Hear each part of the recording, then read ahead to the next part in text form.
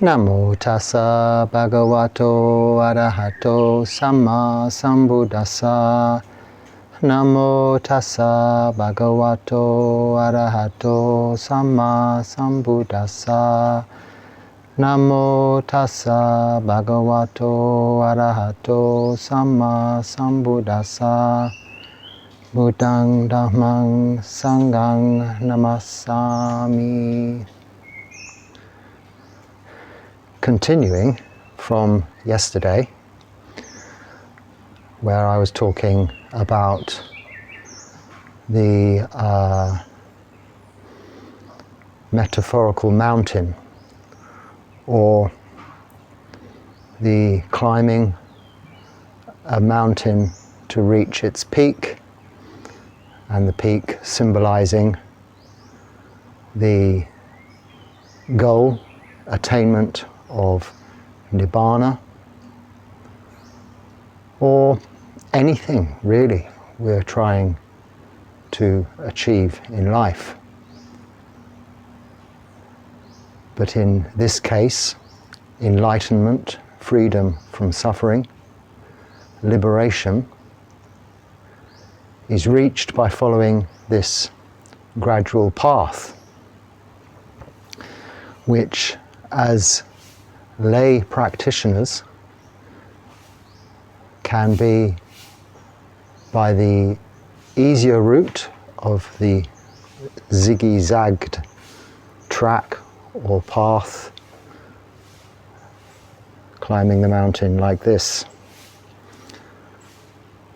or as with someone who has ambitious aspirations to get to the top quickly, one can climb the north face, the direct route up. Neither is right or wrong, and neither guarantees you to reach the peak first or even at all. The reason this simile is often used is because it does nicely illustrate the difference between dedicating 100% of your waking day to the practice, as opposed to having, that is as a monastic, a full-time monk or nun, as opposed to having to carry on in the world of work, relationships, social life, and all that goes with that, all of those responsibilities. When we can renounce all of this, nekkhamma, renunciation, and concentrate fully on the practice, then we have a better chance of reaching the top more quickly. I often refer to the 10 parami, and yesterday covered some of them in what I was saying. But a mistake firstly I made that I must correct myself, as there's no one to correct me, but I included saddha, S-A-D-D-H-A, which usually translates into English as faith. It is a Pali word, saddha. And it is not one of the 10 parami. I got that wrong. I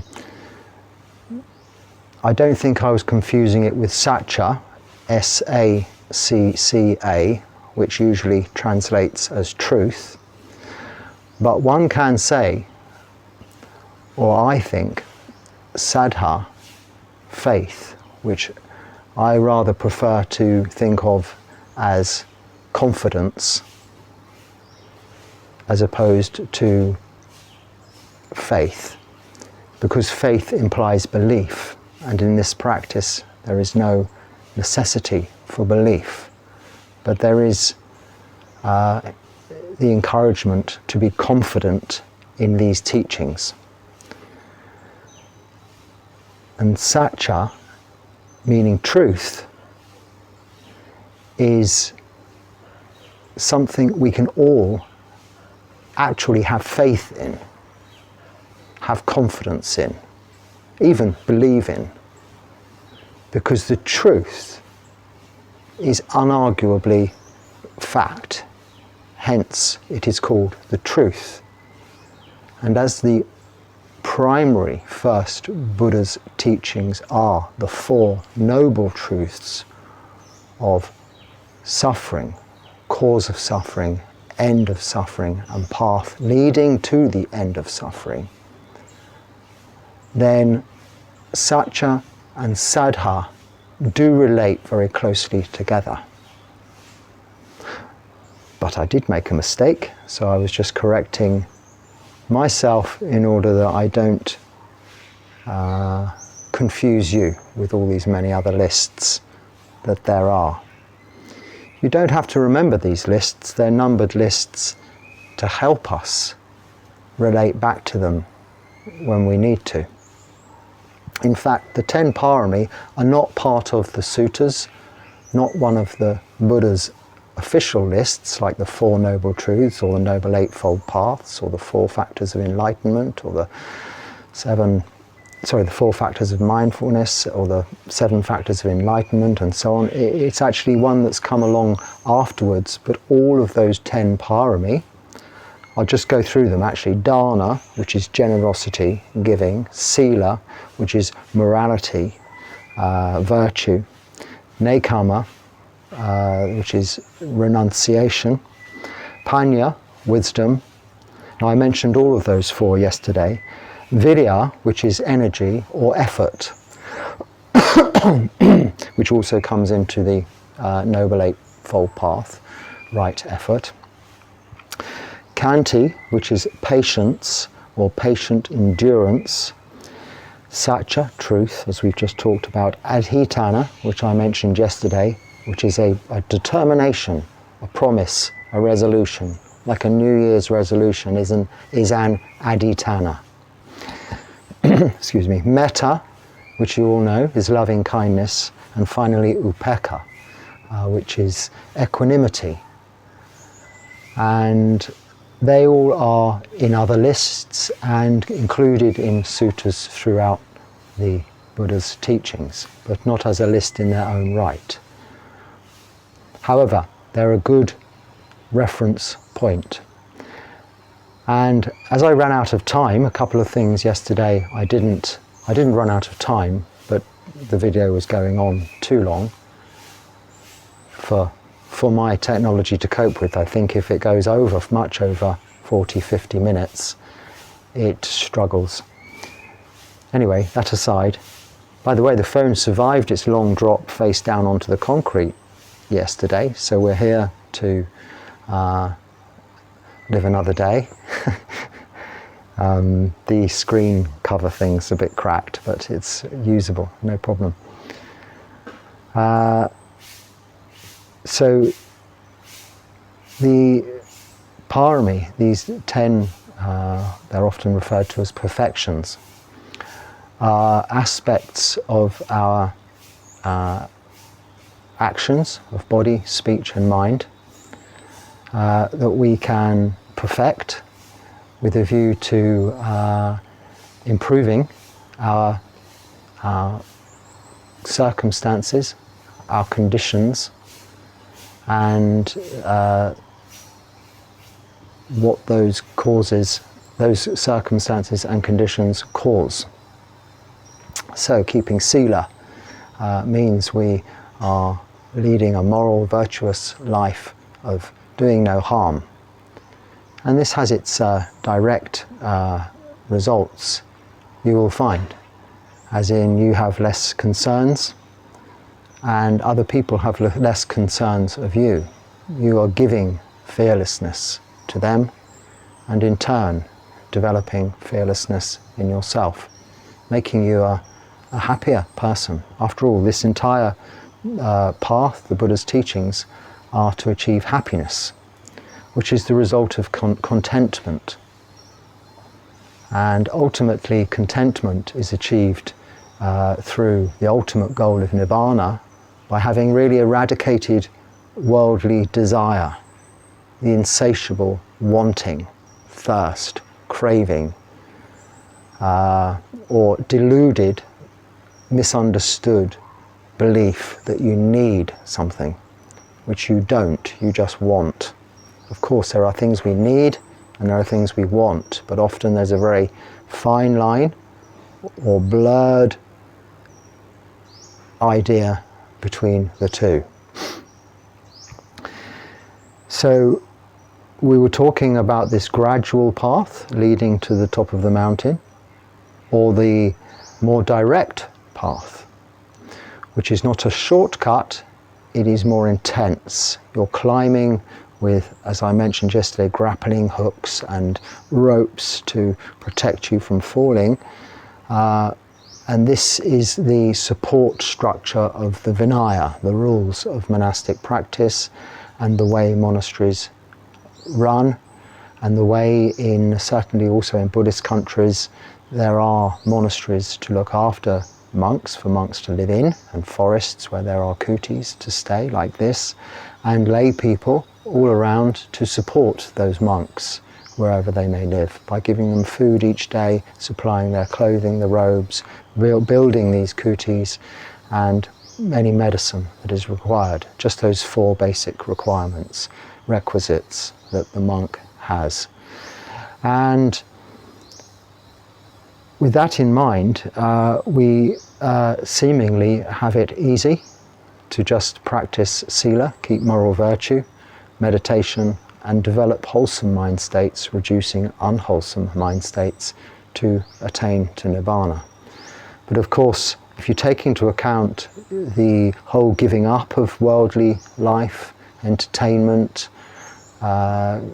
friends, your relationships with your family, money, your own identity, if you like, your own, because long before we've even managed to give up our own view of personality view, the Pali word Sakkaya Ditthi, which is one of the aspects towards stream entry, the first stage of enlightenment.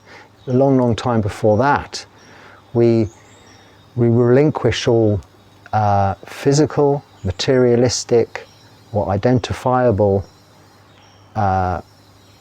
aspects of our personality by changing our name, losing our name, our job, our family, our hair, our looks, and wear all the same clothes. So you can see a bhikkhu, a bhikkhuni, and apart from really their skin colour, they all look the same. We all look the same. If you're in an all Thai monastery and you say, oh, it's the monk, the one in the robes with the bald head. Well, it could be any of them, couldn't it? We're all the same.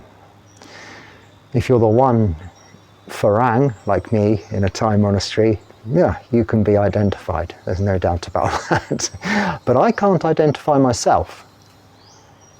To me, I'm the same as them. I can't see myself. We don't have mirrors, We have to shave all these heads and do all this without such luxuries. Maybe you might glimpse yourself a reflection in a window. You don't have so much shop windows here. The shops are all open fronted. But I know when I was in the UK, I walked past a shop window, or even in the air. No, it was outside where it was sunny, and you have a reflection, and they've become like mirrors. And I saw this monk walking along, and wow, there's a monk in orange robes walking along with his bald head. Here, where am I? Oh, that's me. Because I don't see myself as that. I'm not looking at myself as that. I'm just experiencing what I see, hear, smell, taste, touch, and think about, none of which is really related to me, because I'm looking from the inside out. But this is why it's so important that we try to bring our focus of attention inwardly. And this process of renunciation is all part of trying to achieve that. But what I didn't get round to saying yesterday was that whilst on this zigzaggedy path towards the top of the mountain, the goal to attain to Nibbana, enlightenment, liberation, freedom from the cycle of rebirth in samsara, you can have shortcuts. Now, of course, in life there's no such thing as shortcuts. That implies there are shortcuts, but the word cuts means the route is shorter, but you're cutting something out. So therefore, maybe you are not doing it properly. In this case, what you're cutting out is khanti, that parami, patience, patient endurance. And this is to be developed, which is why very often the slower path, zigzag towards the top of the mountain, is so much more effective, because it's taking a long time. You're developing patience, and with that, endurance of the practice over the long haul. It's a long game, not a quick win. And this is the path, as they call it, this path which is actually going nowhere. It is something we're developing inwardly. But these parami are like shortcuts, because by developing one in particular, so if you take dana, giving, generosity, then you take maybe a few steps, you're walking along your path this way, and then back this way, taking the gradual rising route. But then by practicing dana, you may build some little steps. I don't know whether my miming actions illustrate this point as well as a drawing board might, but you might find some little steps to go straight up to the next path. Like if you're familiar with the game Snakes and Ladders, you go up like this. If you throw the dice onto a place on the path where there's a ladder, you can go up. Yes, so it's very much like a game of snakes and ladders. If you throw the dice onto to make you go on the path to where there's a snake's mouth, however, you'll go straight down the snake to its end. And this could be stumbling upon one of the hindrances, if you like, that are coming to affect our not only meditation practice, but our ordinary lives. And saddha, faith or confidence, is the opposite of the fifth hindrance, in my opinion, I think. Because the fifth hindrance is doubt, or skeptical doubt. Well, of course, if you have faith, and you relate faith as being truth, so if you understand and know the Four Noble Truths are just that, the truths, the truth. After all, who can argue? There is suffering. Even if you have the best life, you will encounter suffering. All you hold dear, you will be parted from. All that holds you dear will be parted from you. This is something we chant every day. And the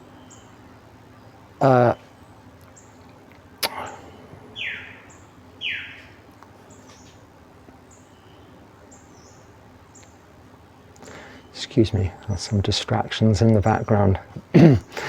So, with the faith, you experience the truth, you understand the truth, and this knowing, this understanding of the Four Noble Truths gives you that confidence. So it's like a circle.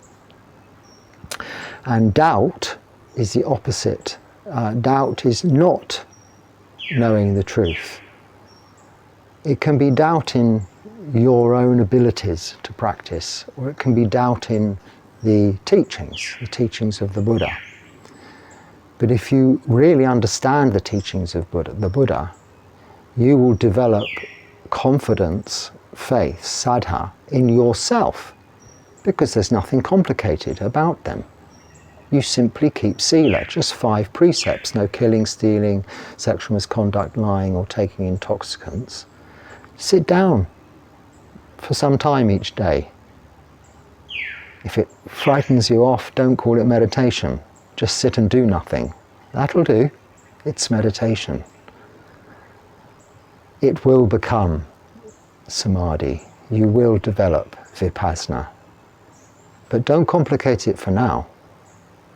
Just let your body settle and it will relax. Let your mind settle and it will become calm. This is meditation. Nothing more complicated than that. And that is also developing wholesome mind states.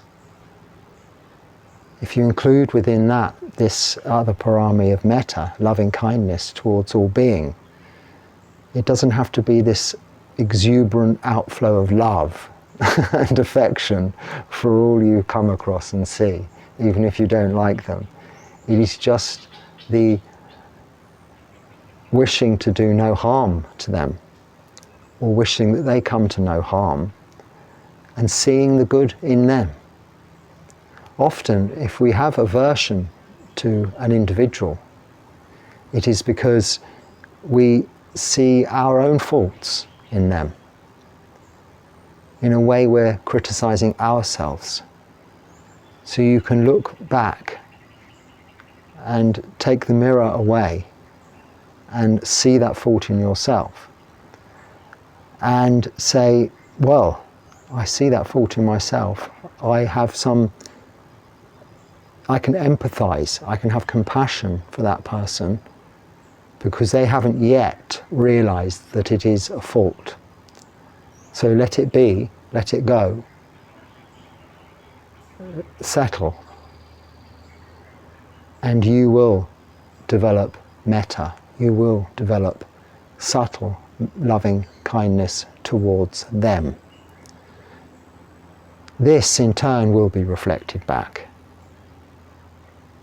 That does work.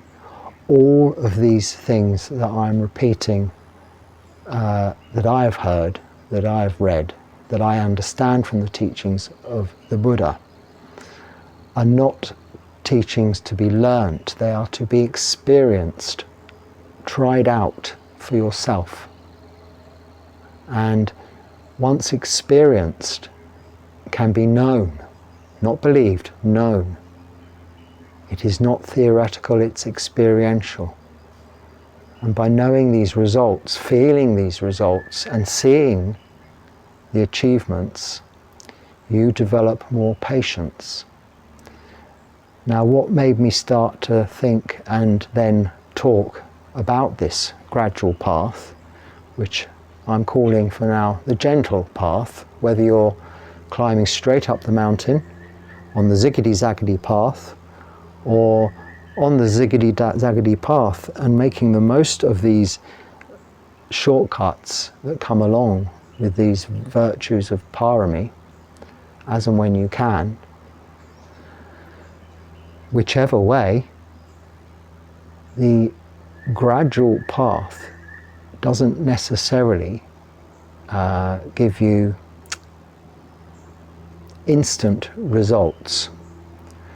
But what you can see instantly through reflection is how you have changed. Now, if you look back just a few months and you've been practicing all of that time, sila, samadhi and panya, today you may feel no different. I had someone wrote to me saying, I've been practicing for 2 years and I don't feel any different. And has it all been a waste of time? Well, my answer was, well, what else would you have been doing? How would you feel now? They had also said they feel calmer physically, their blood pressure had come down, and they were having some less other problems that they had experienced previously, mentally and physically they were feeling better, but no real light bulb earthquakes and things, heavenly bells ringing and things, you know, enlightenment, nothing like that. But I asked back, well, you know, what have you missed out on? How have you been wasting your time? What else would you have been doing? And say you had been going out drinking, smoking, going to movies, how would you feel now? How would your blood pressure be now? How would your anxiety be now? And so on. So there was a marked difference in a couple of years. But you'll find actually there's more difference than that. You have developed wholesome mind states and reduced unwholesome mind states. And the one way to measure this is, like if you have mirrors, you look the same every day. But if you look at a photograph of 5 years ago, you may look quite different. 10 years ago, probably very different.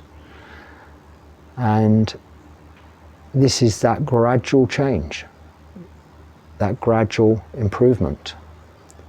Or what's the opposite of improvement? The opposite of improvement, depending. If you may be aging, bits of you may be falling off, but you don't notice. So in that respect, it's gradual. But when you look back and you see, you can ask yourself, when you're in a situation, say you're having any kind of interaction that is maybe difficult to deal with, you can ask yourself now, on reflection after the event, how did I deal with that today? And you can say, well, maybe I could have dealt with it better. But how would I have dealt with that situation 3 months ago, 6 months ago, 1 year ago, 5 years ago? If you've been practicing for 5 years, you will see a radical difference in your reactions and how you have changed. And that is an instantly noticeable, instant measure of your change, or example. You can see it clearly. And that is how we measure the practice. Now, when I first came here, and what caused me to think about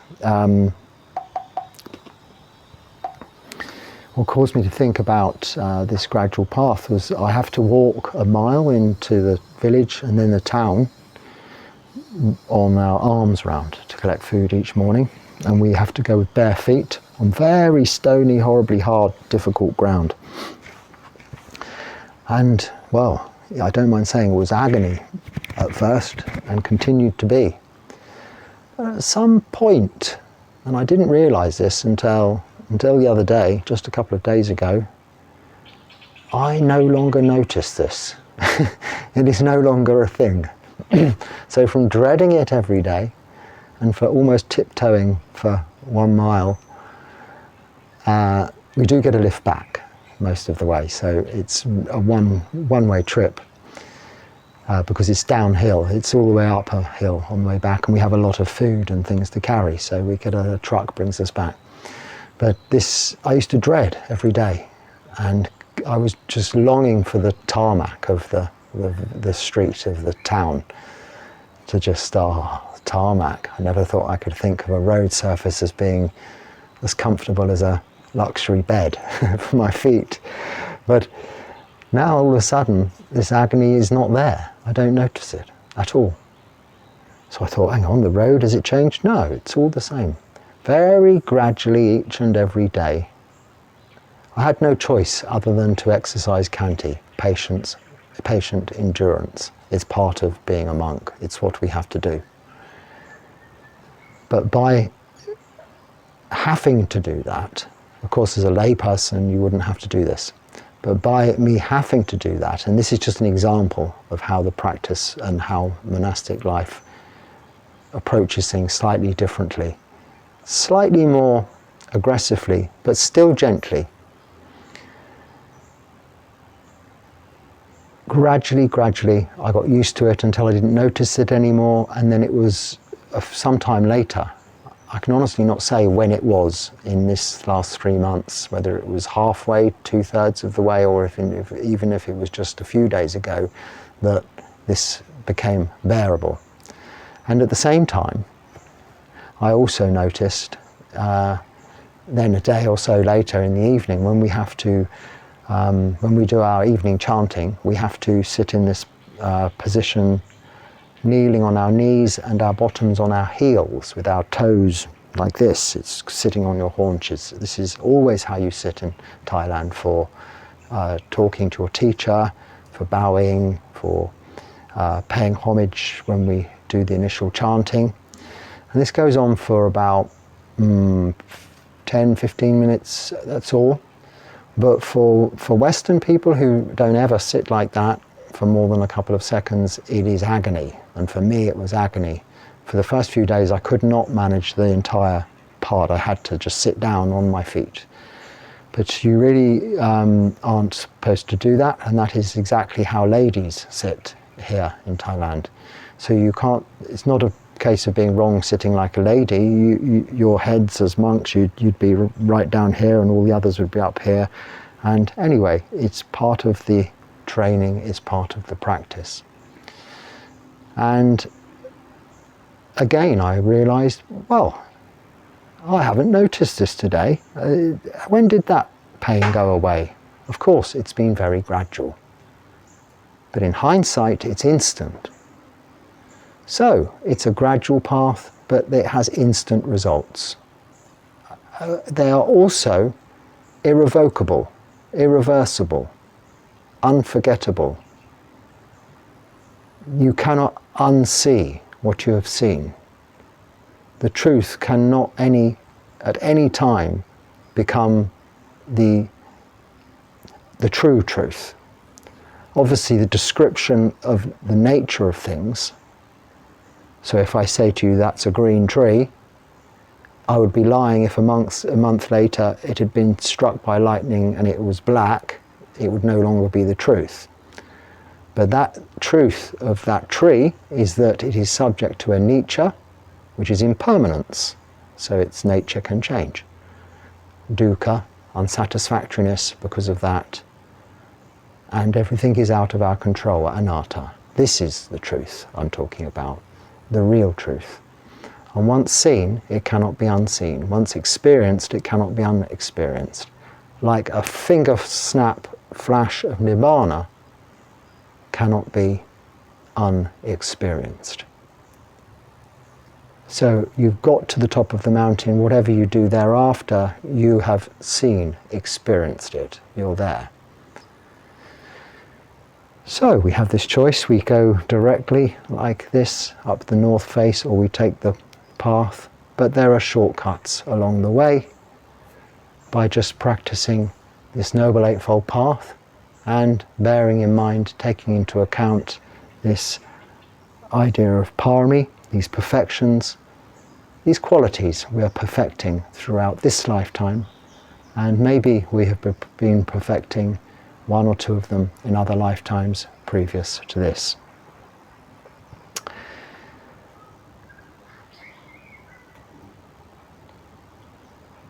So I think